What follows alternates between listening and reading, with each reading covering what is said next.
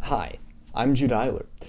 I'm making this video as kind of a reaction to what I see going on a lot of YouTube and in a lot of media people that I watch, that I listen to, and what I'm seeing is a lot of people are saying that all of these live-action remakes are useless and there's no point to them, and the only reason they exist is because the studios want to make money. And while that is true, while it is true that the only reason that these new films, these adaptations exist is because the studios want to make money, there are other factors at play here.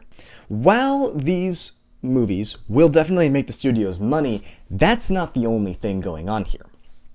Because what we get is, what we're seeing with these live-action remakes is the same thing we see with normal movies, original movies, is we are seeing some good ones and some bad ones. And that's just how it's gonna be with content creation, and that's how it is always, and how it always has been. There are some stories that are good, there are some that are bad.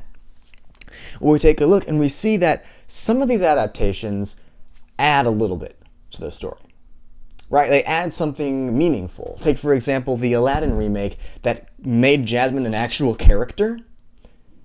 It's pretty much widely agreed that was a pretty good live-action adaptation. Now, we're seeing a lot of these animated to live-action movies, and I think that it's better than people are giving it credit for, because there's a couple things that play with a live-action version of an animated movie. First off, there's this thing called suspension of disbelief. And that sounds like a big phrase, but it's really not. So here's what suspension of disbelief means. Your suspension of disbelief is what you have to have anytime you're watching a work of fiction.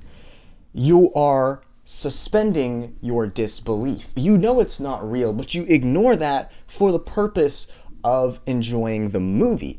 But what the movie needs to do, and what good movies do, is they put less strain on your suspension of disbelief, right? So whenever there's a line that a character, obviously wouldn't say, that breaks the suspension of disbelief, and it takes you back to the fact you're watching a movie and not really enjoying, and not really part of the story or the experience. That's why suspension of disbelief is so important. And what a live-action movie does, and specifically a live-action adaptation of an animated film, is it lowers suspension of disbelief. So here's what I mean by that. When you're watching an animated movie, at any point during the movie, if you kind of focus in on a character's face, on pretty much anything, you remember that it's animated, you remember you're watching a movie, and it kind of breaks the suspension of disbelief. Now, the best animated movies use that to their own advantage. Take, for example, the Spider-Verse movies, which they're not trying to be photorealistic, right? They're not trying to be realistic. The suspension of disbelief you go through on those is like you're reading a comic book. It relies more on your imagination. But with a lot of these animated films we're coming from, the suspension of disbelief is ridiculously high. Take, for example, Aladdin and a lot of those Golden Age Disney movies that they're remaking now. You see things happening on the screen couldn't happen in real life. So that's part of what people say, oh, that's why it doesn't work as a live-action film. I disagree. Because when you put these stories into live-action contexts, it feels more like it could happen in real life. Sure, there's a genie. Sure, there's a magic carpet if we're looking at Aladdin. But it feels like Arabian Nights. And I think that that is pivotal and why these live-action adaptations are cool. Why I think they're cool. For example, for me, the one I'm most excited for is the upcoming How to Train Your Dragon live-action remake. And I grew up on How to Train Your Dragon. I have a lot of memories associated with it, but I decided to go ahead and rewatch those animated films recently, in the past few weeks. And what happened was, while I was immersed in the story and immersed in the world, because it's good world building and good storytelling, at the same time,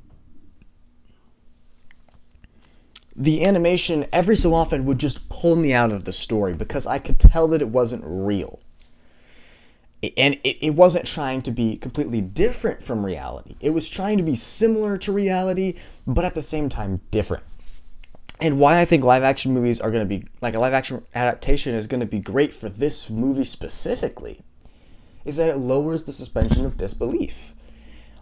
It's a lot easier to immerse yourself in a story with human beings in it than with computer-generated images, with CGI.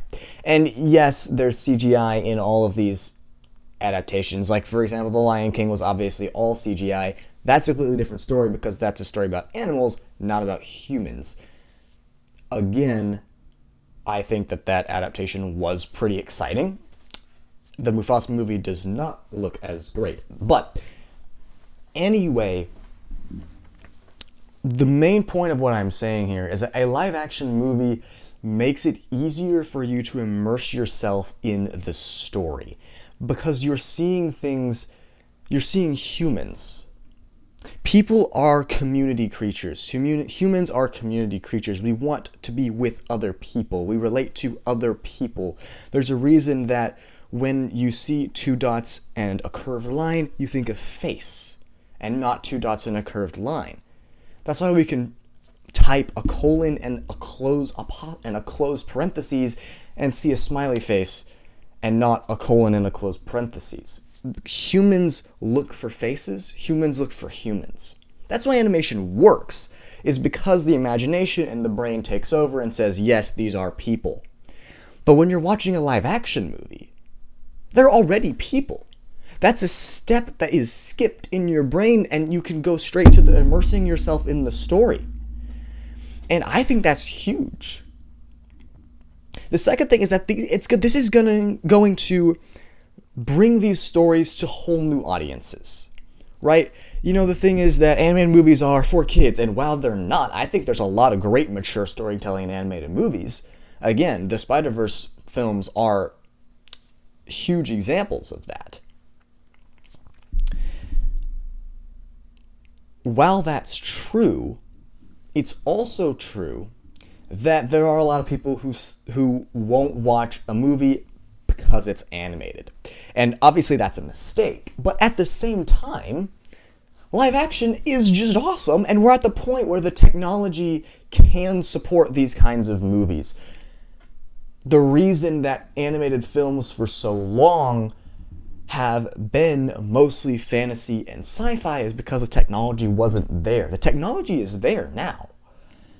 And I'm excited to see these new adaptations that are coming about because I think that they will both introduce the stories to entirely new audiences while also being an enjoyable reinterpretation of a story we've already seen. And yes, there are some issues with it, for example, with the race swapping, but I'm at the point where I don't care. Like, if this character was white before and now they're black or they're Latino or whatever, it doesn't matter to me. It's the character. As long as they don't change the character, it doesn't matter what ethnicity the actor is. All humans are one race. That's what I believe. And if we have to focus on those things, for example, the Astrid race swap, guess what ethnicity the original voice actor was? She wasn't white. So, in any case, these movies are exciting for me, and I love seeing them come out and be made. Why do we like seeing comic book adaptations into movies? Because of the suspension of disbelief. When you're reading a comic book, you're constantly reminded. Every time you flip the page, you're reading a comic book. You're reading a comic book. This is only taking place in your imagination. When you're watching those Marvel films, those DC films, when they're made well, you don't think that. You don't think, oh, I'm watching a movie. Obviously, you enjoy watching the movie, and you know that it is a movie, but at the same time, you are immersed in the story. And that's why I think that the pure purpose of filmmaking should be to immerse your audience in the story. If you're trying to push your agenda through the movie, that's bad storytelling. Because at that point, you're going to take your audience out of it. For example, in the Barbie movie, whenever there's an entire rant about feminism or how women have it harder than men, that's going to take you out of the movie, especially if you're a dude. Because at that point, you're starting to think of rebuttals, or if you're a woman, you're starting to think, yes, I agree with this.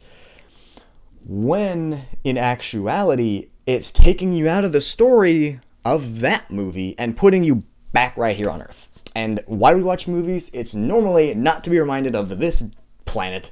It's to go to a different planet. Why do we like How to Train Your Dragon? Because there are dragon riders. There are people who are brave and courageous and stand up for one another and grow and ride dragons. Right? That's why we watch those movies. I don't watch movies to be reminded of Earth. I live on Earth. All right? I don't need to be reminded of it. So that's why I'm excited about these live action movies and why I don't think that they're just studio execs trying to make money. I disagree with that. Yes, that is the underlying reason. I admit that that is the reason that these movies are being made in the first place. But I believe once you hand them over to the creators, to the creatives behind these films, they're going to make them their own. Aladdin was changed for the better, I think. I personally like the remake better than the original. A, suspension of disbelief. B, Jasmine is an actual character. And C, Speechless is a banger song, okay? While these actor performances might not always live up to the original, like Jay Baruchel is incredible as Hiccup, those comparisons are going to be made, but you have to realize that these films are designed to be these films, and just take them for what they are. They're live-action adaptations of stories we've seen before and know and love, and as long as they're the same stories, I'm going to be happy with them.